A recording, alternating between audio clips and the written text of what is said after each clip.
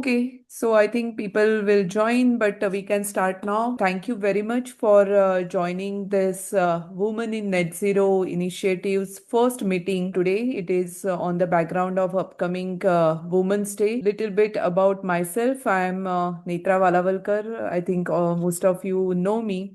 I have been in energy industry for almost 19 plus years now. Initially started with just the energy, and in last decade or so, the focus is more towards the renewable energy sustainability.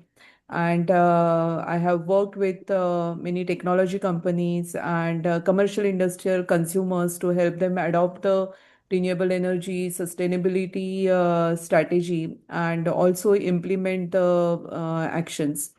So today we have eminent speakers, and I look forward to have even a very respected audience as well. I think they will be joining in a few minutes. That we have really great speakers today. We have Karuna ji, who has been veteran in the industry and leading Asia Earth Day Network as a regional director in India.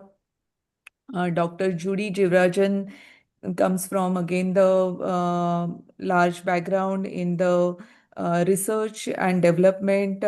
She has been leading standards for battery energy storage for a long time. We have Rewati, who is a Chief Finance Officer for Vibrant Energy, which is a leading renewable energy development company. Dr. Surekha also has a long background in technology and renewable energy and industry, and leading the IEEE Technology and Sustainable Climate chapter. She has also experience with the industry academia collaboration. So Vanessa helps a lot of companies in identifying the skilled talent, and she will talk more about it, that how it is important to have a right talent when we are talking about the clean technology projects and companies. Sunita comes with the background of best manufacturing. She is chief of staff for REPLUS Engitech. And Tatjana comes from the STEM INC, which is again renewable energy development and energy storage companies. So little bit about Netra, which is a Net Zero Energy Transition Association. I will not take more than 3 minutes, but just to give you quick background of what Netra is all about. We all know that how we everyone on the earth are facing the climate related challenges, and time is the crunch. There are so many people who are working around the globe on their own. But we do think that collaborative solution will definitely help us in bridging the gap between all these different organizations. And instead of talking about leapfrogging any solutions, we believe in pole vaulting, where we learn from each other. We do not have to make the same mistakes. We learn from others' mistake and take the right actions to accelerate the actions and move towards the net zero future. The mission for Netra is again the accelerating commercialization of net zero technologies. We know the three major sectors: energy grid, transportation, and commercial, industrial, consumers, and buildings, who are the main emitters. So, working across these three sectors and uniting the stakeholders on this collaborative platform so that we can drive the policy, we can accelerate the technology innovation, and we can also do the capital mobilization. So that is the main thing, that why Netra exists. Um, then we do have these kind of weekly council meetings, and they are run around the different councils, and we have clubbed these councils in thematic structures. So policy, innovation, and investment, we work for harmonizing the global policy and standards council, R&D and demonstration, clean tech investment. The next cluster is technology, supply chain acceleration, and skills. We have been doing meetings with the technology companies, manufacturers, supply chain providers, and workforce and skills is also the important piece of the entire puzzle here. And the third one is clean industry deployment. Everybody is talking about technology. We need to have the market access for the technologies. For new innovative technologies, we need the early adopters and having the right information for adopters. We know that lots of renewable energy projects are already on the ground. Energy storage projects are getting integrated with these projects. But having the right kind of information is important for even the adopters to take the right decision, which is not always linked to the lowest cost. But having the understanding of the standards and safety is as important as having the lowest cost solution. So key differentiation is we are global, cross-sectoral scope, neutral and partnership-driven platform, collaboration over competition, and the technology scale-up focus. We work with universities and research labs. We work with manufacturing companies and supply chain companies. We work with solution providers, service providers who are willing to talk about their solutions and help them reach the right stakeholders. Investment and financing is the important part because every technology deployment and scale up needs the investment. And finally, the net zero adopters. They are the main part of this integration. And we work with the policymakers and regulators to even help them with the stakeholder meetings. We discuss on the draft policies with the stakeholders and submit the recommendations from the association. Right now, we are mainly active in India and US, but look forward to working with the 10 plus key markets. These are the members right now. And WiN with Netra, I don't know how it turned out, but Women in Net Zero and WiN sounds like a really good phrase here to have the acronym. But the right now, what we are thinking right now, the WiN platform can amplify women's visibility and leadership across Netra's council and working groups. We would like to strengthen the capacity and skills for women for giving them the mentorship training. And I need help from all the industry experts here, integrating the gender perspective into policy advocacy and standards and investment facilitation for women-led startups. So in all, we would like to connect, learn, network, and inspire the new entrants in the this sector. And these are some additional things, and I'll stop sharing this presentation. But this is the kind of idea behind the Woman in Net Zero and WiN with Netra as a platform. So with this, I would like to invite Karuna ji. I'll just talk about the how the session is going to be. I would invite Karuna ji for the keynote session. Then we have really amazing panelists. I would request all the panelists to talk about their quick journey in the clean sector and their perspective on women in the clean energy sector. And at the end, we will have a discussion and some Q&As from the audience. So with that, once again, thank you everyone for joining. Over to you, Karuna ji. So, namaste, good evening from Calcutta, where I am located. I am with earthday.org, a global NGO that started with the first Earth Day 56 years ago, and today engages with over 150,000 organizations in some 190 countries to take the environmental movement forward. Every year, we are the ones who announce the Earth Day theme, and last year it was Our Power, Our Planet, and the same theme is continuing this year. It calls upon all to reduce their carbon footprints, to lower energy use, and to move to renewable and clean energies. Thank you so much, Netra, for having me here. And focusing on Women's Day is the right time for me to bring up a topic where I find a paradox in the progress of India's clean energy transition. which is particularly affecting our women negatively. I wanted to focus on that. On the one hand, we are a global clean energy leader among the top countries, that is India, where I am located. In the world for solar and wind capacity, solar parks stretch across deserts, and we are happy to announce that we have one of the largest in our country. Wind farms rise along our coastlines. Ambitious NDC targets are being met ahead of time. And yet, inside millions of homes, another story is unfolding. It's evening time, as I mentioned, and somewhere in a nearby village, or maybe in the vicinity of your urban space, a mother bends over a chula to cook the evening meal. Her child sits nearby, the youngster's eyes watering.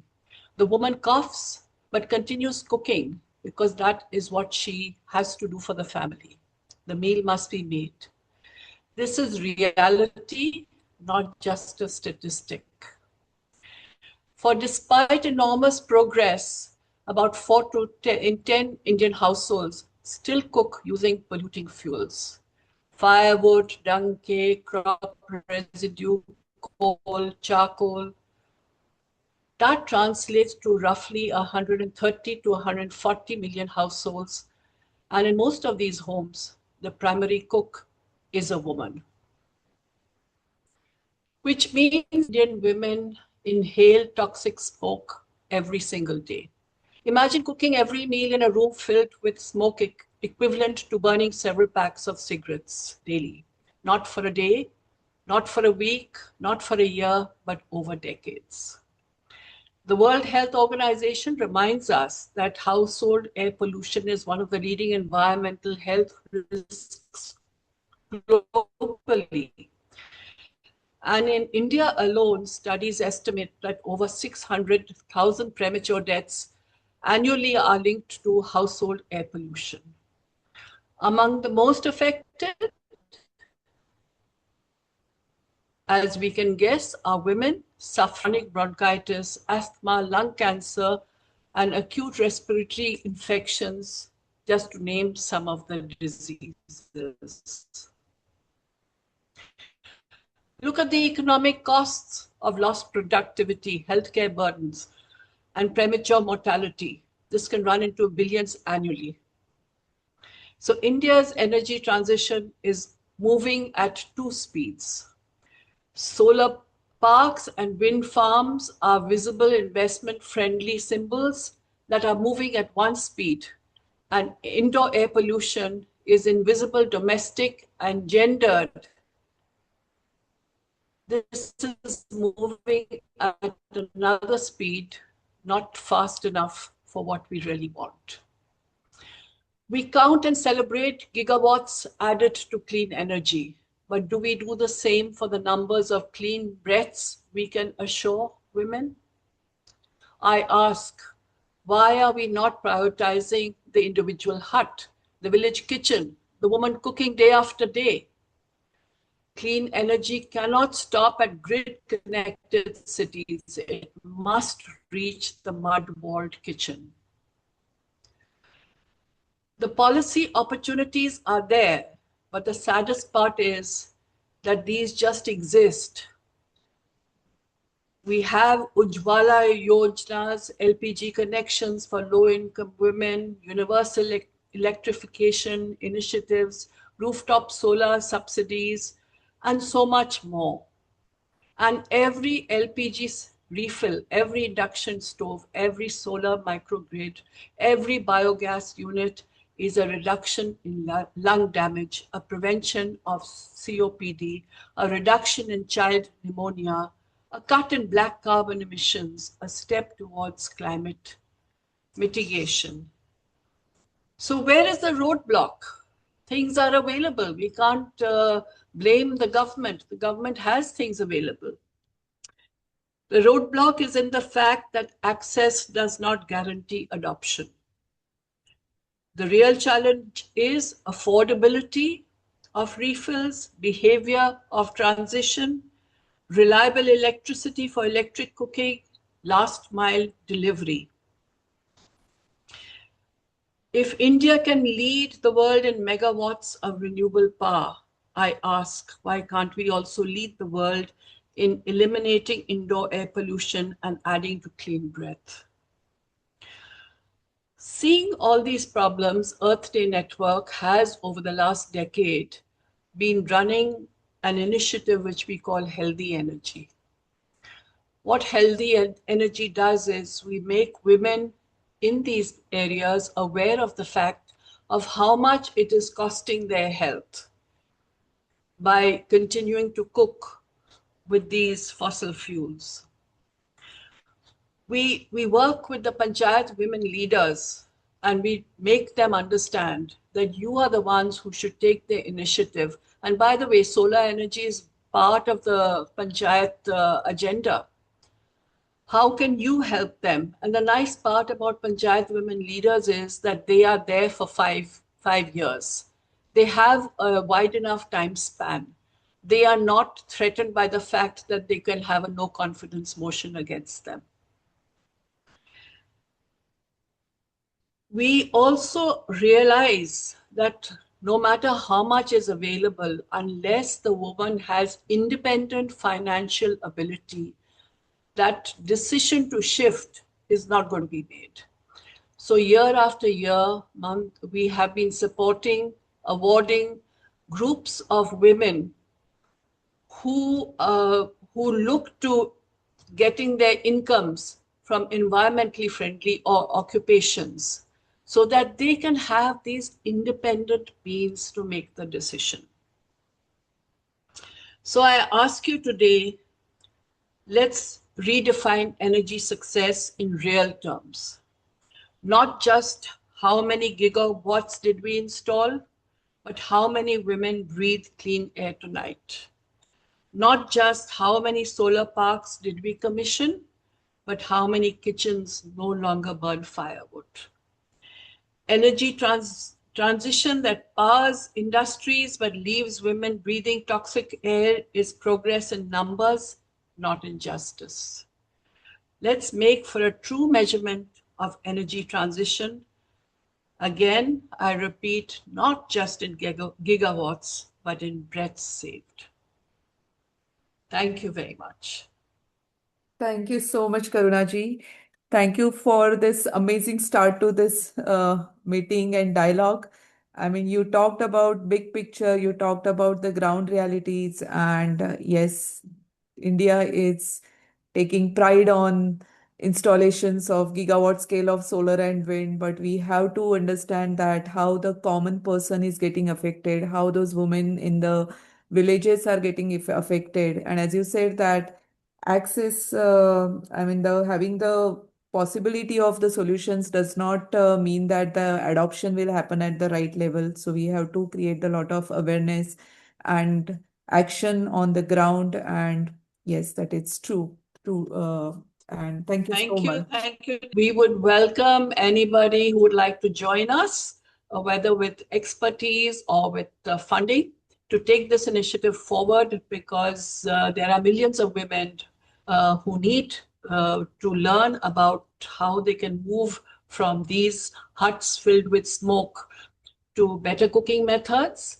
Netra has my coordinates, and please feel Sure. free to And share them. yeah. And the Earth Day Network has Green Canopy program as well, which is available for donation where they go ahead and do the plantation. And I would like to proudly say that the uh, start of Net Zero Energy Transition Association happened on 22nd April on 2025, which is the Earth Day. And we look forward to continuously work closely with Earth Day to take this mission forward. Dr. Judy, over to you. I ask you to give your perspective of women in energy and how do you see that role evolving in your sector of standards there? Thank you. Thank you, Netra. Glad to be here as part of the panel. I would say that, my experience in the energy sector has been very fruitful. And also, having the connections like, your organization, even the one you had before, has really, given me an opportunity to speak to the rest of the world, not just the US. Just on my background, I'm an electrochemist, have worked with batteries for almost 30 years. I was fortunate, to work with different battery chemistries and focus on the safety. And, as probably some of you know, I had the opportunity to work at NASA as the lead to approve all batteries for human-rated spaceflight. And I also led the advanced technology work, which helped me to do the research and then translate it to, what I needed to do with respect to reviewing the battery safety. Um, I would say from a women's perspective, it was not an easy path because you're working in a male world. But I was really, hardworking and also pretty fair in what I did. So I got a lot of respect. And also, I think, with the international environment that we had at NASA, it was really nice to see that, people from India are respected a lot. And so that added a lot to my credibility and to keep me growing. And then of course I transitioned to UL in the private sector, and at UL also, up to now at least, women are very encouraged a lot. They're given all the facilities and resources that are needed, and so I have been able to continue to improve, the safety in the energy sector. So we've been working on batteries, and then we transitioned to hydrogen, and also looking at new materials. And I'm very proud to say we have a lot of women even on my team. And we look for a lot of opportunities to encourage not only the research that they do, but also to give them opportunities to present at various conferences, develop the confidence to speak in the technical world, and also make sure that they are encouraged in what they want to do. And nice thing about it is, our mission is to make the world a safer place. And so I think everyone feels very committed, because if you look at the younger generation, after listening to the previous speaker, I think it resonates so well with the younger generation. They want to do something that makes the world a better place. And so, talking to our younger researchers about how they can make things better by, looking into new battery chemistries that are safer, and also, looking at new designs that can make the use of batteries safer, really speaks to them, and they're very committed to the type of research that they do, and they feel very fulfilled in what they do. So I think just continuing on those, in those aspects will really help. I also have the opportunity to chair the IEC subcommittee that takes care of all the battery standards. This is SC21A. And I think we have a couple of ladies from India who actually support some of those working groups, and I'm really proud to see that. But that also helps us to influence in a positive way how standards are set. Bring your fair judgment and ability to speak in a not only technical fashion, but also in a fair manner. So a balance is obtained between all the different stakeholders that form part of the committee. So I think, making use of our opportunities in the relevant manner will really go a long way in encouraging and bringing women to the forefront. So I would recommend, that having the passion and the perseverance really goes a long way. Thanks, Dr. Judy. And it is really nice to know that more and more girls are joining this research and development, and having the balanced perspective even while creating the standards. It's so important. I remember the conversation that even the UL India team, that just the example of having the swappable battery, So having the perspective from the woman that how she will handle the weight and the other things around those swappable battery projects, having a woman voice while creating the standards is as important as having the woman on any other board. So thank you so much for sharing that perspective. Thank you. With that, uh, we can move on to Revati Jain. To you, you represent a vibrant energy, and you are a chief finance officer. You have been in the finance for so long. Tell us about your journey and how do you see the woman's perspective there? Hi, Netra. Thanks for the introduction and pleasure to meet all of you on this happy day. I've been engaged in the energy sector through my exposure to the commodity markets since 2012. And incidentally, it happened through my exposure to the steel industry and refinery and thermal power in those days. So, getting deeply engaged in understanding the steel market, a steel manufacturing process where you use LNG and coke, and then we have the refinery where you have the petchem, and there's thus the understanding of hydrocarbons, and then for the thermal power, building the dark spread model, and then the clean spread, and we only had power trading in Europe. India was not trading power in those days, and so. When I got exposed to these markets, I ended up working very closely with either the CEOs or the promoters, where instead of just focusing on the price and global markets and all, I shifted my focus through my learning of chartered accountancy into how can we focus on bringing stability to EBITDA and adding value to shareholders through strategic understanding of value and use models, and thus bring in a financial prudency to the entire model. So that's how I think I was really able to stabilize and get visibility in the otherwise male dominated world. I think since then there was no looking back really. My journey in clean energy really started with my project with ArcelorMittal in 2022, wherein they came up with a 1 gigawatt project in Andhra Pradesh. And it was a mammoth of a learning for me. I was a part of only a four-member team then.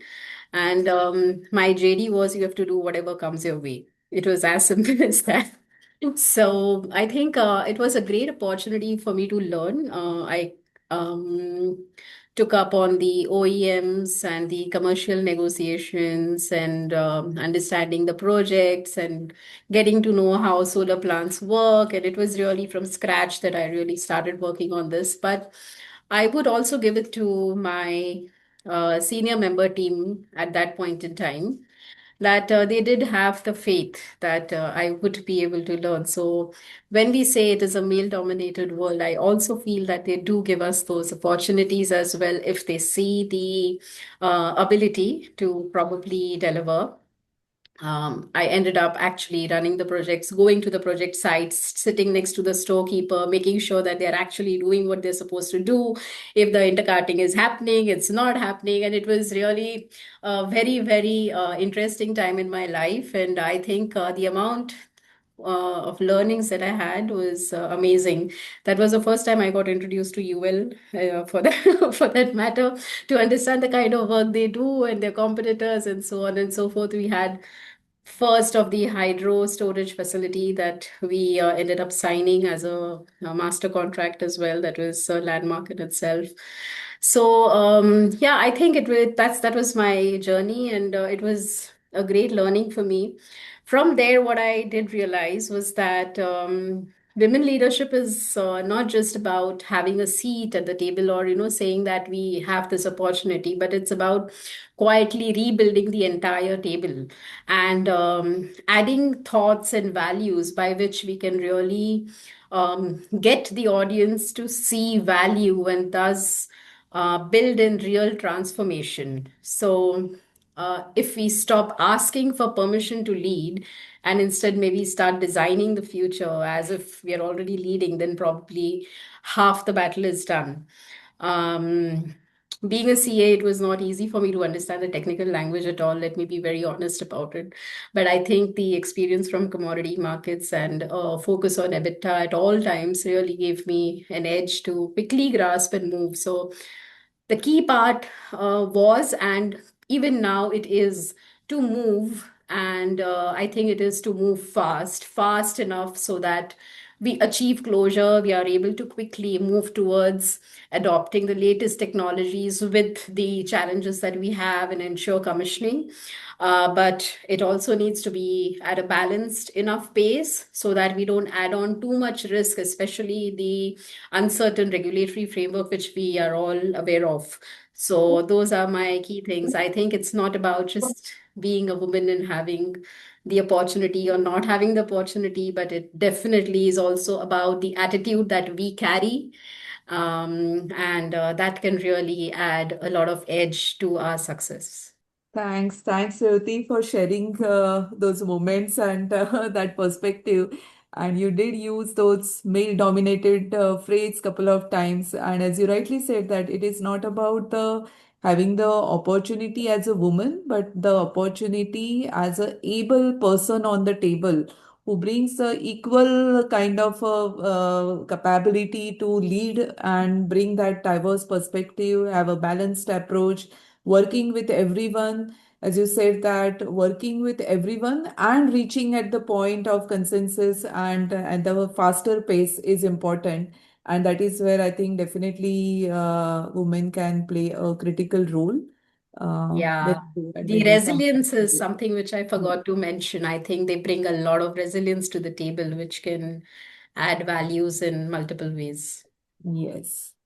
So I'll come to Vanessa now, and you help companies in finding the right talent. And it is so difficult for everyone to now even get the talent, not just if it's not a question of male or female, but having the right talent for the new technology is critical now. So over to you for your perspective and like to know that your journey as well. Thank you. I mean, I think I have been on this engineering world for, yeah, now many years, I think close to 30 years, and in the headhunting business, I think for more than 20. And of course, in general, technology is a men's world. Yeah. Some girls back in the day decide to break the rules and actually study engineering. I mean, we were already very few when we were in college. But I think over time, um, sure, countries like China, like India, like Singapore have really, I would say, a step up the standard from Western countries in terms of women who study engineering and STEM. Even as well in the US, where I'm based, if you have a lot of if you go to any engineering school, the majority of the population are Asians. Yeah, so and there are Indian, Chinese, Koreans, so or descendants. Yeah, so I would say in general, women in those emerging countries, especially in Asia, have a step up. But as well, I think it's not just it's not just women going into engineering, but as well is having the platform behind them as well. You see it in countries like Finland, where the social support is there for women to continue working and having a career. In Singapore or Hong Kong as well, you have a infrastructure where you have a helper that comes from a different country, and that helper helps. In India and mainland China, you have the family, you have the parents that actually help. So I think the role of women can change and will continue changing as long as the society and yes, the government encourage for more women to go into the business world. Yeah. I think policies like in Europe where they had caps, how many women you have to have in the board, they as well have controversies. I think more than just having caps is going to the root cause why women are not staying in the workplace long enough. Or they come short and then going back to the cooking, to the cooking of the house, and the women had to cook. So there has to be some kind of support. I would say in the US as well, we see a lot of women working. Energy is no different than automotive or robotics or any STEM related industry as well. But we see many women as CTOs. That says something rewarding because I think many companies have found women uh, as CTOs, can be, can drive, can bring diversity, different energy to the room. So we are very glad because I would say 15 years ago, we didn't see as many CTOs as we see now in the energy industry. Especially in battery storage, we see a lot of women, and you see them in India. You see quite a number of CTOs, and you see them across the board as well in many other countries. So this is, I would say, a recent development. Of course, we have women in those companies in legal, in HR, in finance. Those are, women that had that technical background and then went into, industrial fields like energy. Yeah. So I overall, I think it's evolving. I think the whole industry is evolving, and I would say as well, a lot is about supply and demand. Um, mm, I think we saw that. I used to live in China for more than a decade, and we saw that as well. There was such a growth that they needed anybody and everybody, and many women joined the race. And by the way, many women were highly appreciated by foreign companies, yeah, as well as by local companies. So I would say when you have a boom like what you're facing now in India, this will give a lot of opportunities for women because there is a need and there is not enough talent. So there are not too many men competing for the same role. And by the way, there are many women with high education, high education, and as well ready to take the step, just waiting for the opportunity. Yeah. So I would say when it comes to India, I expect there will be many more women, yeah, in energy, as the growth and the momentum is there. Yeah, so I think it's a good it's a good timing, and as well, hopefully, many of the women that are overseas, maybe in the US and Europe, will be coming back to India as well with their expertise. And that is something else as well that we work a lot in India in. And this is mainly helping companies to establish an edge in the marketplace. And this is only by bringing talent from overseas because, India's level in all these battery storage and these advanced technologies, is not yet there, it's evolving. So we bring, I would say, men and women who want to go back, and I would say maybe 10 years ago, if we ask anybody in US, do you want to go back to India? They will all say, no way. But today, I mean, I think even maybe 5 years ago, we noticed a change. For India, I think it's a great platform because the families help a lot. And I think this is something that as women, we all need. We cannot just, as our nature, we cannot just walk away and concentrate on the business like men do, because that's the society roles that has pre-established. But if the parents are there helping, um, that propels huge huge and fast development. And this we saw it in China again. I mean, we saw it in China 30 years ago. There was a huge growth, there was a huge need. So, and parents were there to support the daughters on anything they want, parents or even parents-in-law, of course. And that was the key. That was the key for many women to to rise the ranks very fast. Yeah. So I think I am optimistic for India's outlook, for the next decade. I think there's a lot of talent. Engineering is still perceiving as I would say as an edge, as a, I think in countries like India, like China, Mexico, where I come from, if you study engineering, it's because you are smarter. So it's still that kind of perception that encourage some girls to get into the field, and as well some girls to go for it.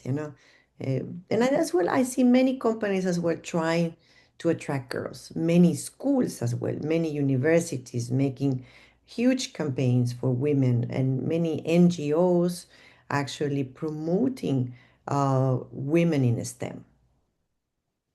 So I think it's not one policy, it's not one direction, it's a multi-direction from government, society, and industry.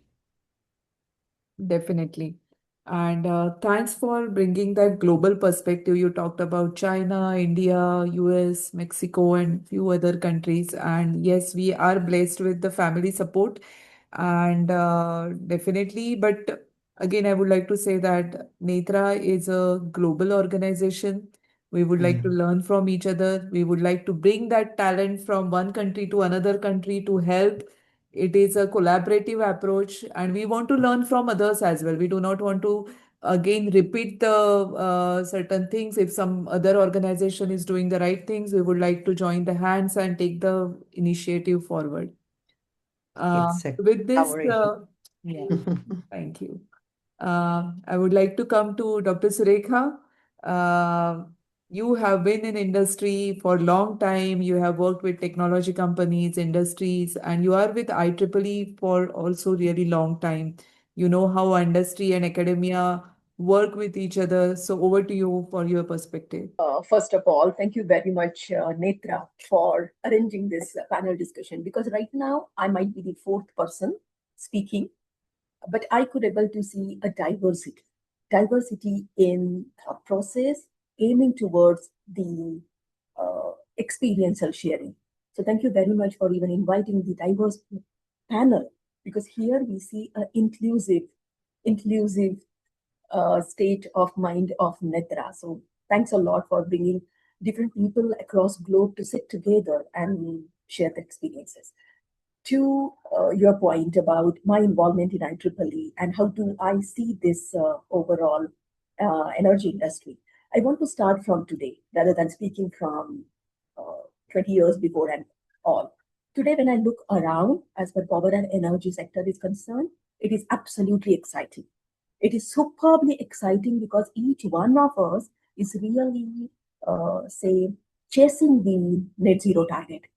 And when I say each and every one, it is an individual as well as individual organization also trying hard to achieve those net zero targets. And that's one of the reasons. Important part is the globe is transitioning, the globe is transforming, and you see a great uptake in terms of industrial decarbonization as well as renewable and clean and green technologies. And even Karunaji mentioned, she talked about two sides of a coin. But the second side that all of us we talk about is electrification of the load. So we see promises, we see positive side, a positive change across globe.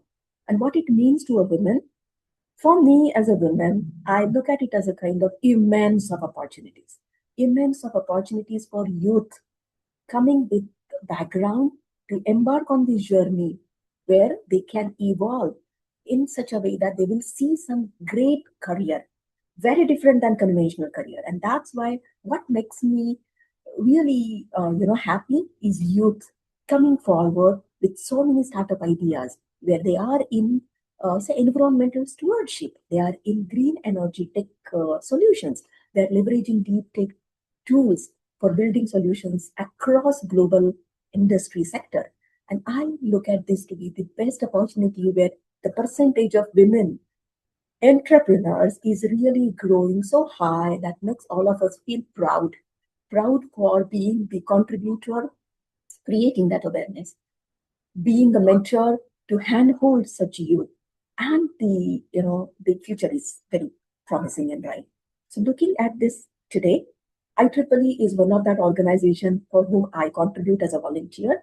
And again, in the IEEE, there are many such opportunities that are created so that we would encourage more girls to take up STEM education, engineering education, and even helping them to grow in their career. When we say grow as a contributor. That's why at IEEE, there are local community, there are global communities. And just to take some new names, we have IEEE Planet Positive 2030 as a task group.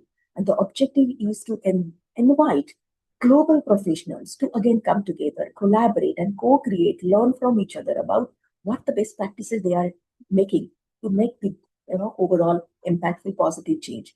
There are standards association. IEEE is again known for the global standards. So the standard, you have opportunity to contribute in the standard, because in that case, rather than gender, what matters is the brain and your contribution. So you have opportunity over there also. Entrepreneurship committees. The objective is to enable those, handhold and mentorship for the youth. So the point is here, as a professional in power and energy sector, knowing the transition, understanding the transformation for last 25 years, it really becomes our responsibility to learn in such a way that we actually empower the youth and of course women. So in short, this is what I really want to share with all of you. Netra. Thanks, Dr. Surekha. I'll come to Sunita. You represent now REPLUS. You have been in the technology for a while, and I know REPLUS talks about even the inclusive nature at the workforce. So over to you to share your perspective. Thank you, Netra. Thank you for this wonderful platform. I'm really honored to be a part of this platform. So namaste and greetings to all of you. I think Netra has already introduced me. I'm Sunita. I am from REPLUS Engitech Private Limited. Just to give you a short background of REPLUS, we are into battery pack manufacturing. So like Netra mentioned, we are actually using, or our philosophy is based on the SDGs which the UNESCO has laid down. And one of them is definitely gender equality. So our target within the organization itself is to be having a 50-50 ratio in the next 2 to 3 years for sure. Right now, I can say we are around 15 to 20%. And going forward, yes, we want to meet the gender equality at REPLUS.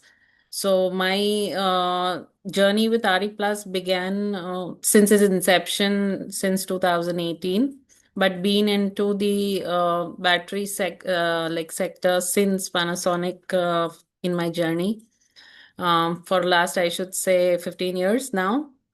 And at Panasonic, basically, when we started with lithium-ion batteries, it was a complete new technology where it was very difficult for us to actually promote, because since it was a new technology, it was very difficult for us to make people understand why we need to shift. So the mindset change was quite difficult, but now, I mean, gradually over the period, it has changed and people have started accepting that, what are the advantages of shifting to a new technology, how it actually helps our environment to become more clean and provide green energy. My journey here at REPLUS, I mean, Rewati already mentioned, the JD is the same. We had to just do whatever comes to us.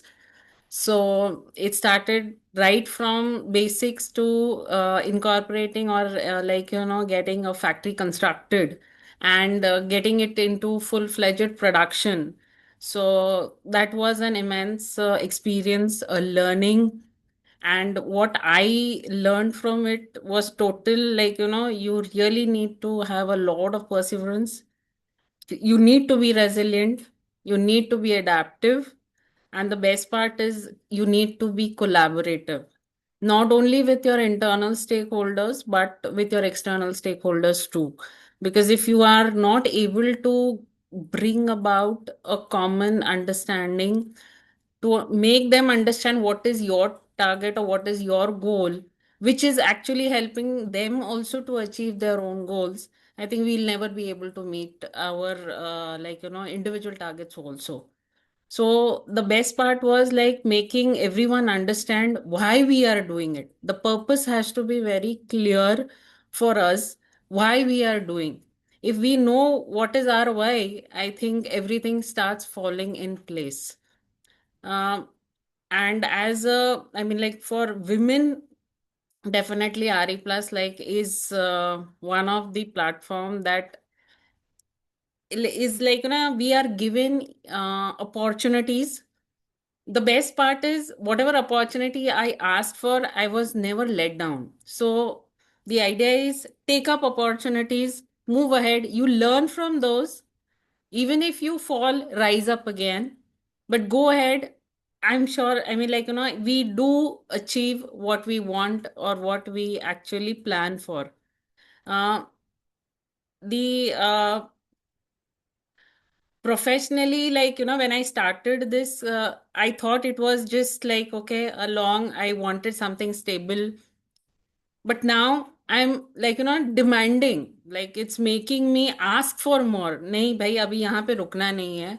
Just go ahead. Let's work towards the community.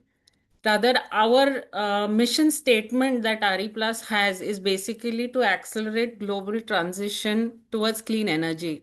And our vision is also to create sustainable value for customers and communities around the world. So, end of the target is the same as Karuna ji mentioned. We want to reach each and every household, each and every community across the globe, and like have one planet, one earth, as we say. So I want to really be a part of that, and I'm trying my best in each and every way that we can contribute.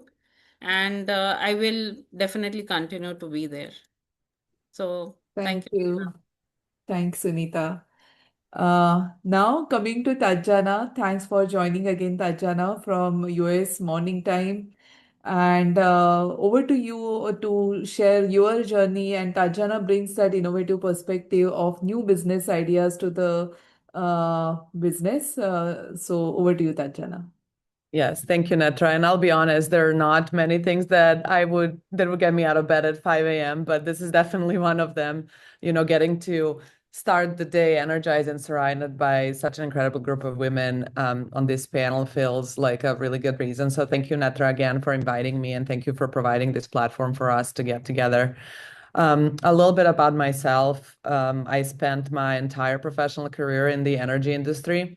Over the years, I worked my way up and sideways and occasionally in directions I didn't quite expect across a variety of product marketing strategy and corporate roles.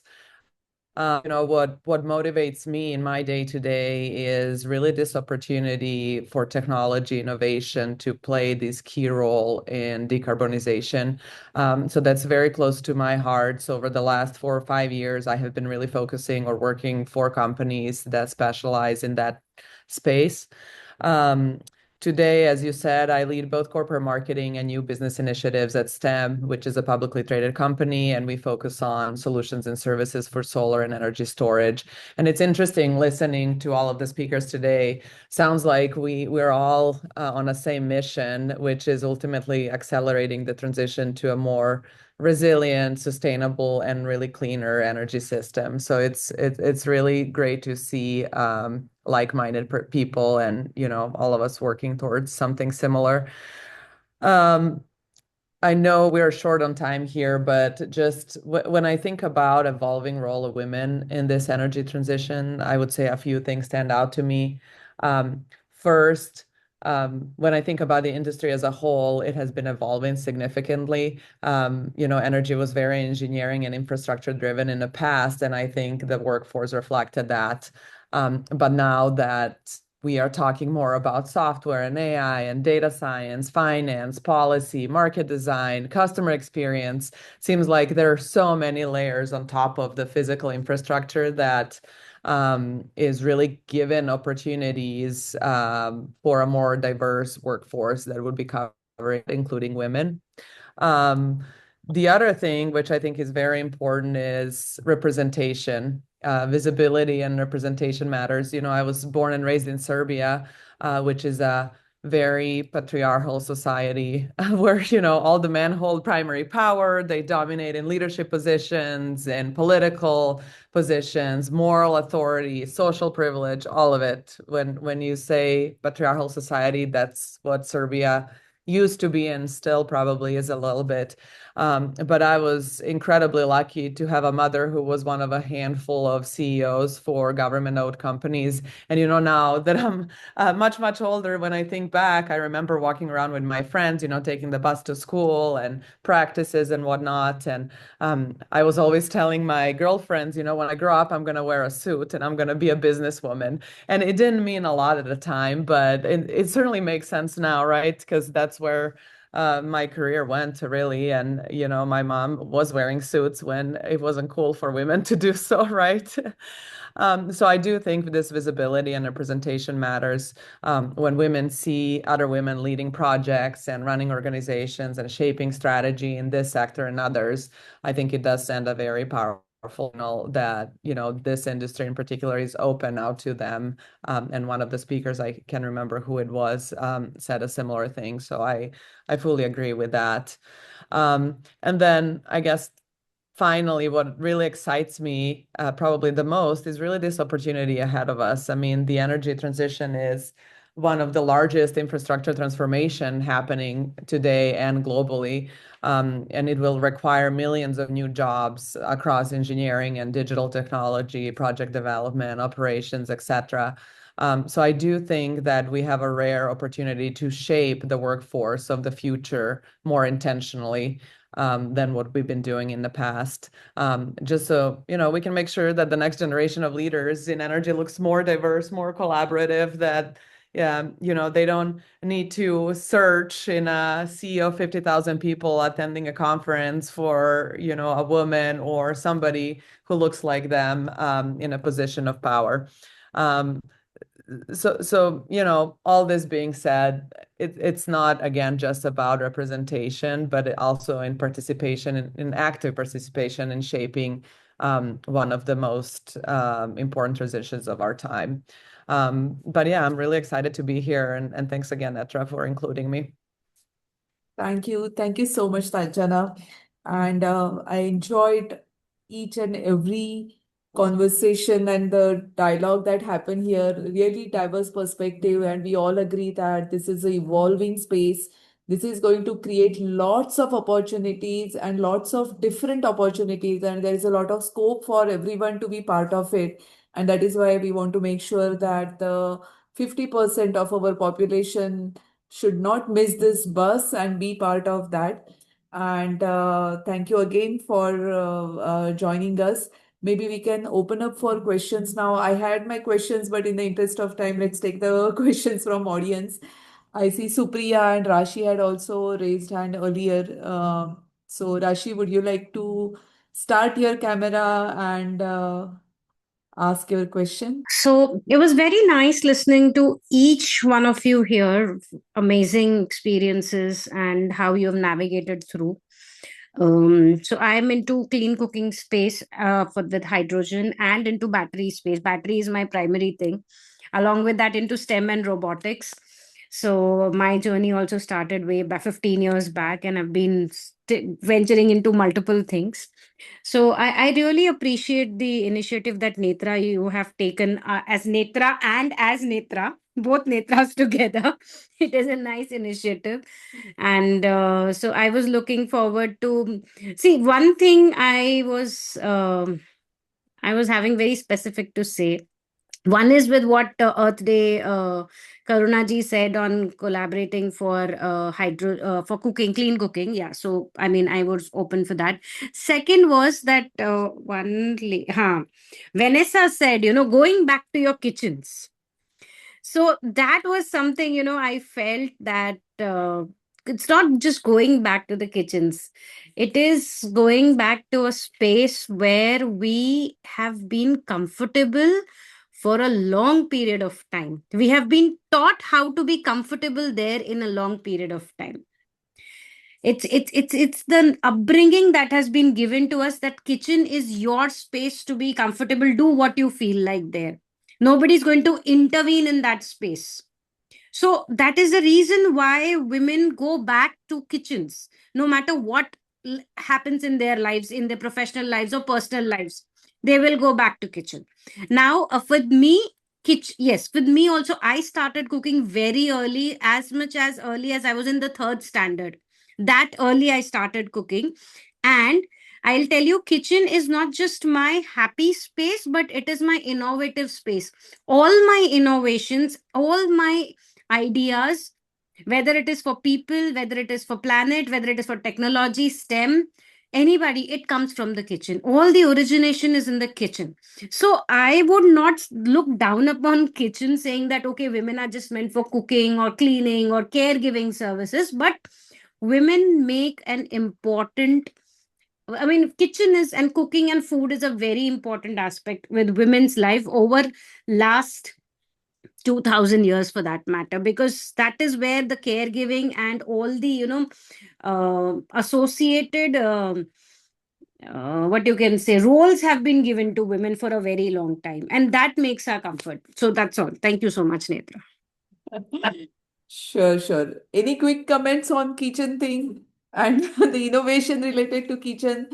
But yeah, I would also like to go back to kitchen and cook really nice food for my kids. At the same time, I'm out there and doing my job and taking all these sessions, but I would love to do that. So I enjoy both the things. I must say there was a lot of talk maybe like 10 years ago. I don't know if you guys have read Sheryl Sandberg's book about leaning in.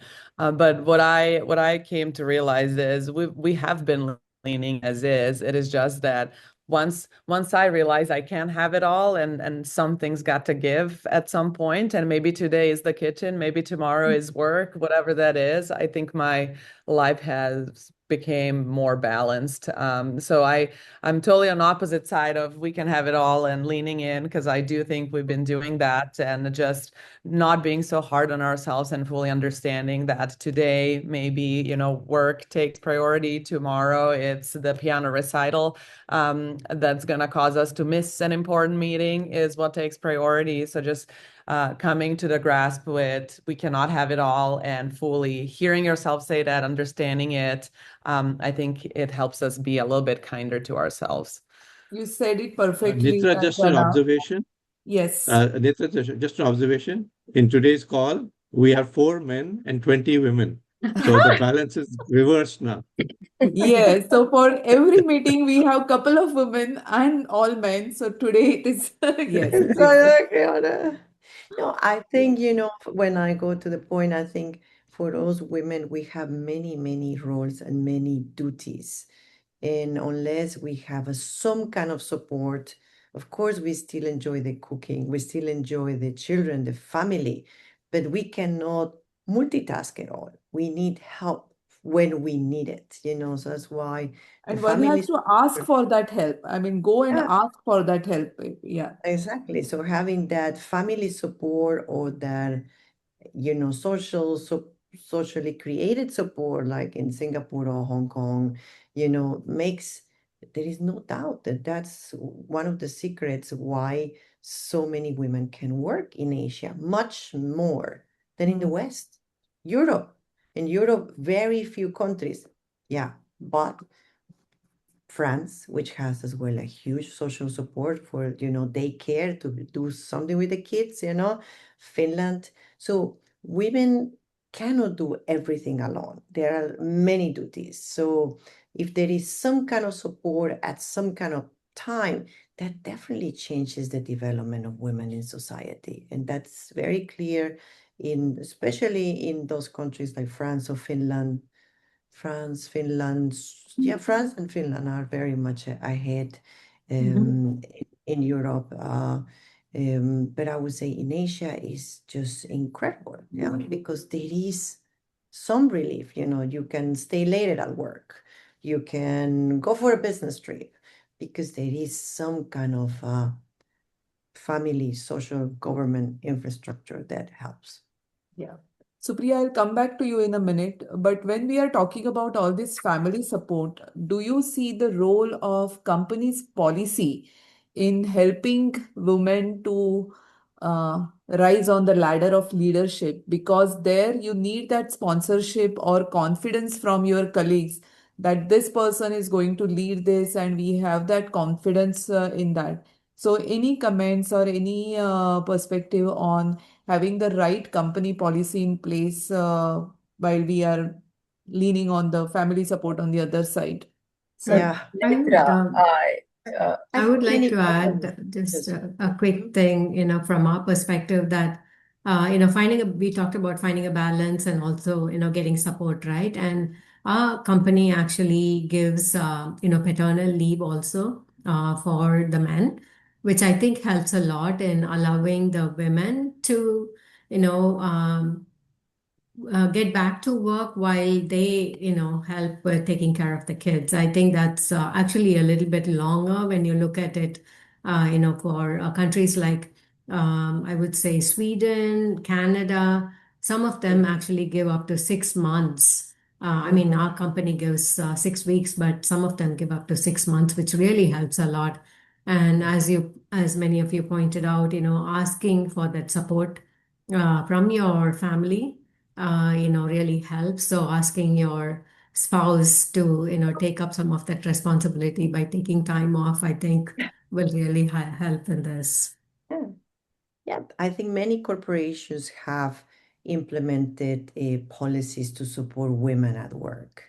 And that, of course, varies from country to country. Like you say, it varies from, those maternity leaves for the spouse and so forth. But I would say in general, um, many companies, if they could, they would like to have women who are rising the ranks and who are, taking a leadership role. So we have done as well a lot of projects when it comes to diversity candidates, and I have to say, especially here in the US, we have a lot of Indian women that go for those CTO roles again and so forth, So I would say that many companies, I mean, especially in the US or Europe, look for a diversity candidate, whether it's ethnicity or gender. There was a moment in the industry where that was really a huge topic. Of course, now the world has changed, a lot in places, even here in the US.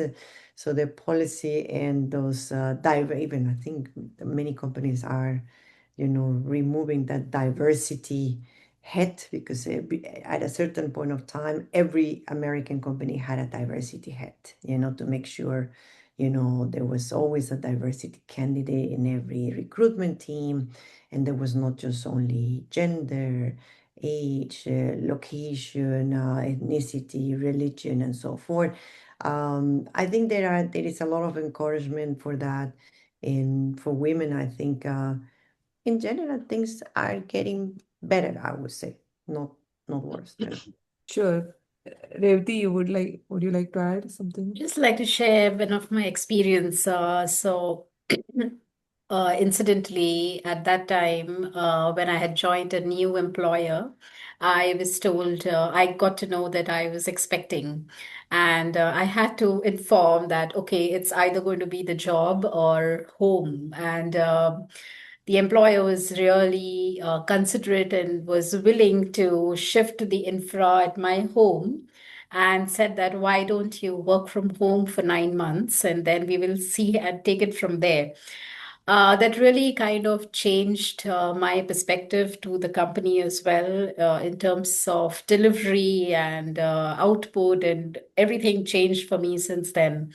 And the very same person also kind of mentored me when I was getting back to the workspace. And I said, okay, look, I need to be there for my child because the child, the child is growing. So, a very simple question as to what is it that you need to do so that the child grows? I mean, the child will grow on its own. Okay. All you need to do is to provide for it. At the same time, you don't lose yourself, you don't lose your identity. You keep doing what you need to do. And that's when I realized that, yes, this kind of advice and mentorship is so important at the right stages. When I needed it, it was given to me. And when I was hesitant to come back, I was also encouraged and showed reason as to why I could. And I think that has left a mark for me till date, that I now tend to offer more opportunities to women as also the male candidates in my team, understanding that this is an important phase of their life. And as leaders, now it is upon us to also give it back and kind of start building the culture of not just having the employee with us, but also showing the concern for the employee's family and showing that the company is with you, not just with you, but with your family in this journey. Getting women back who have taken a break, I personally make sure that I give them a preference, and things like that. But I think that was a game changer for me. And since then, this is the way I think I would want to move ahead. Perfect. Yeah, this is what it is. Having that flexibility, right culture, back to work policy. I mean, instead of having one of such cases and having one of the favors to someone, having the policy in place Yes. can bring that confidence in the everyone, right? Surekha, would you like to add? Quickly, many of the aspects have been covered, by the way. But Yeah. one thing what I want to, emphasize on is like, yes, policies are there, 100%. What is most important is implementation of a policy and making everyone be aware of the policy and ensuring that the beneficiaries are actually taking benefits of it. Now, important part is like here, I belong to Tata Group. I work with Tata Consultancy Services as industry advisor. And being a Tata Group, what is critical and crucial for them is the implementation part. They ensure that there is 100% unbiased implementation so that the women professionals take the advantage of it. And the examples what even Rewati mentioned, yes, all of them are in place and the implementation goes. That makes that policy a success criteria. That gives employer affinity to work and continue and contribute far more than what is written in my JD. And you see those reflections. And one of the best example of this is when you create, say, opportunities of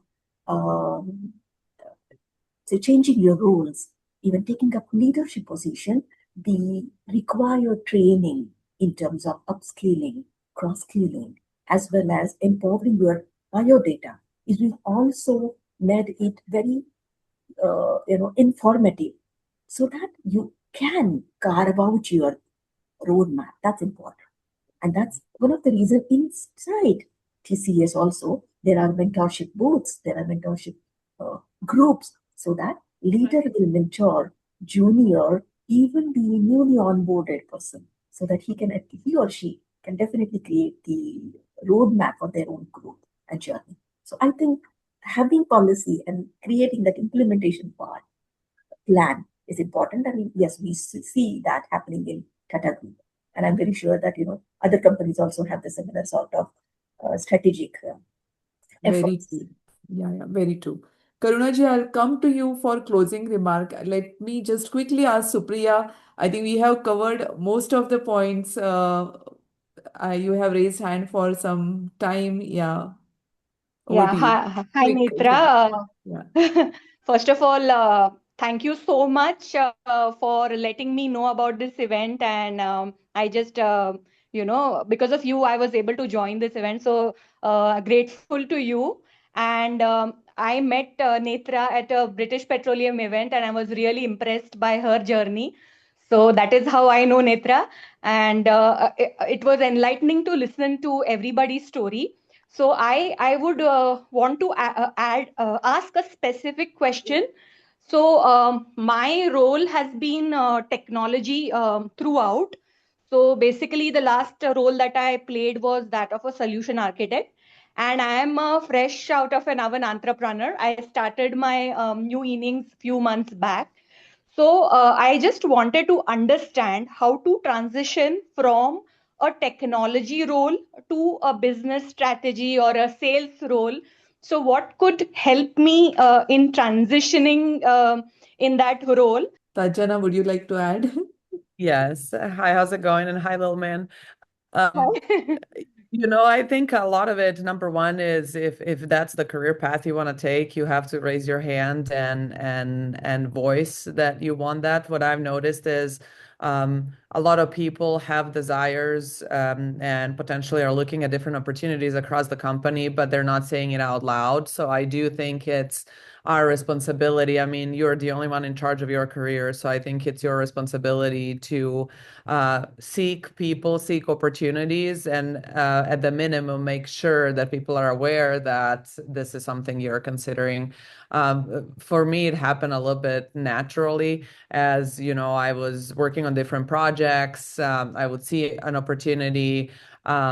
They would need somebody to bridge the gap, that resource gap that we potentially had, and that's where I was raising my hand. But I've noticed with a lot of my peers and coworkers, in a lot of cases, especially this shift from a technology role to a more of a corporate role, people don't think that engineer would just naturally want to shift to marketing, you know what I mean? So I do think voicing that is important, making people aware that you do have aspirations or desire to do rotations or look into completely different parts of the business is extremely important.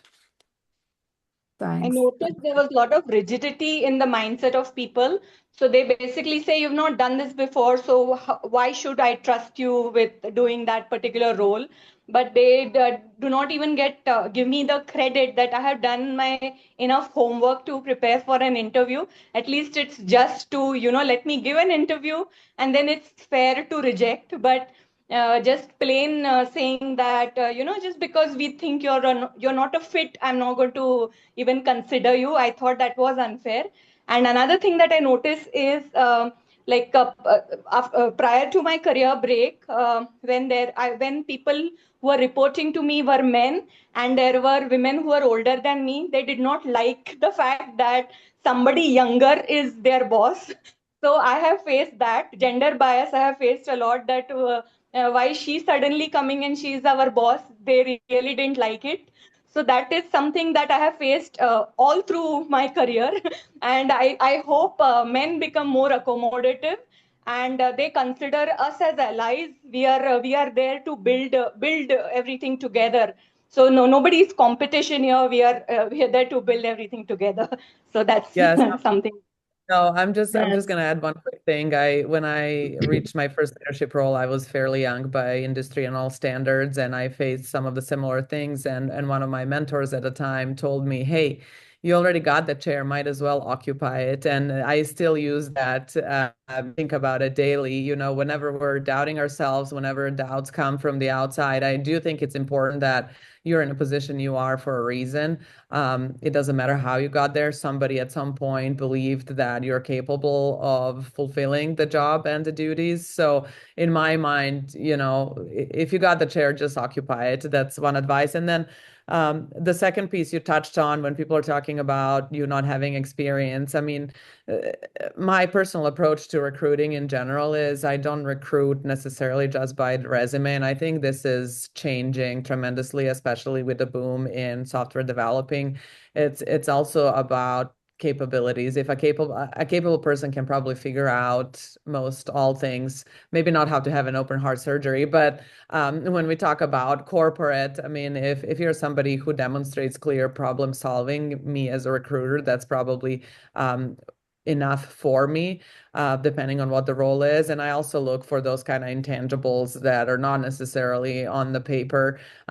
So I almost want to say, I don't think it's, only the fault of people people who are interviewing you, but I do want to put it a little bit on them because it's very old school. And Vanessa, maybe you can talk about this more, given that you're in the recruiting business.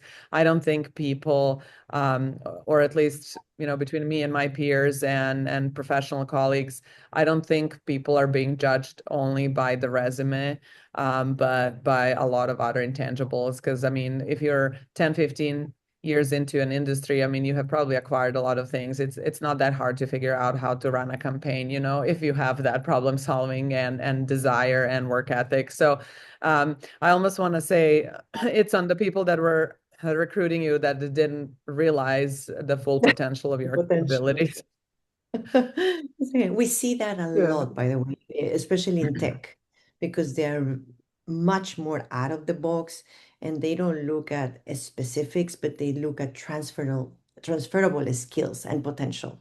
So when it comes to tech, and you see it all across on companies, across the line. I mean, you can go, of course, into software, robotics, and but especially in those companies when it comes to new technologies, there is a lot of looking at what's the basis and the potential. And that's how things go. And so I think especially when an industry is starting in certain region, so those industries are much more flexible to acquire transferable skills instead of very much within the box.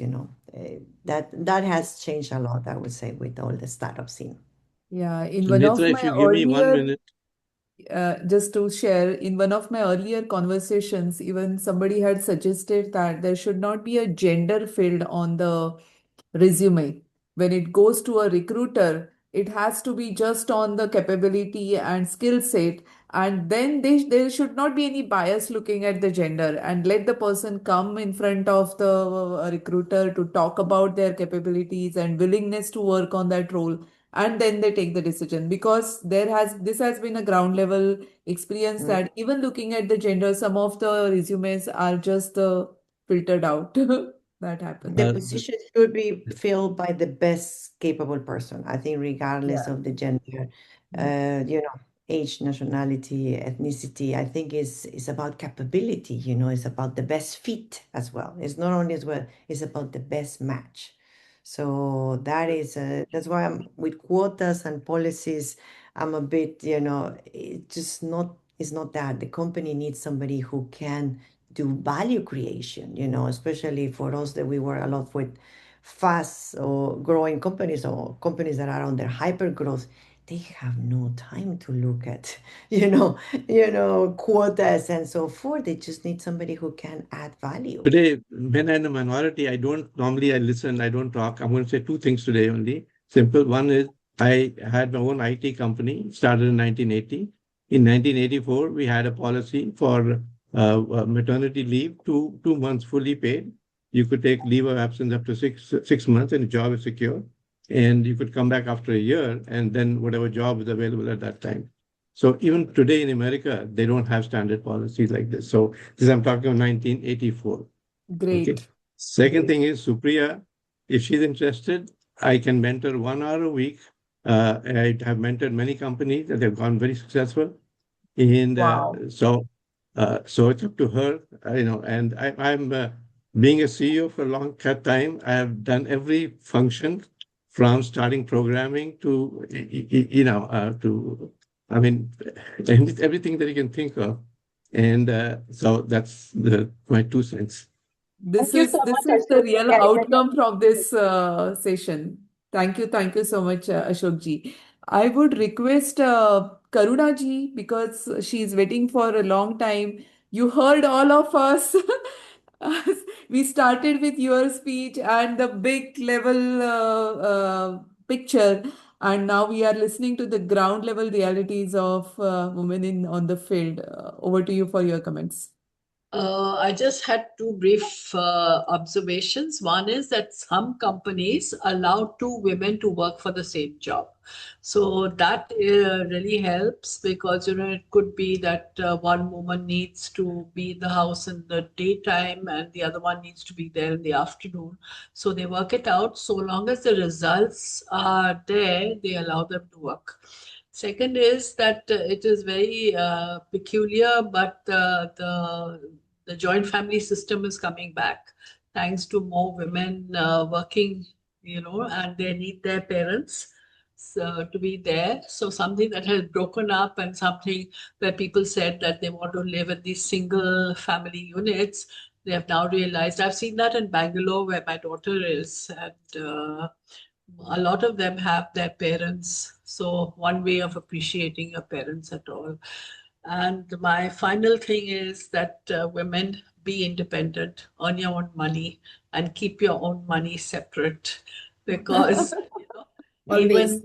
even in rich families, I mean, where everything might be provided to you, but you may not have your financial freedom to just do what you want with it without any questions asked. So that is, and Yeah, lovely being great here. advice. You. Yeah. Real parental advice. I think this brings us to the end of this session. We covered really so many different points and perspectives. Thank you so much, everyone, for joining. Let's stay connected. Let's meet again and let's take this discussion forward.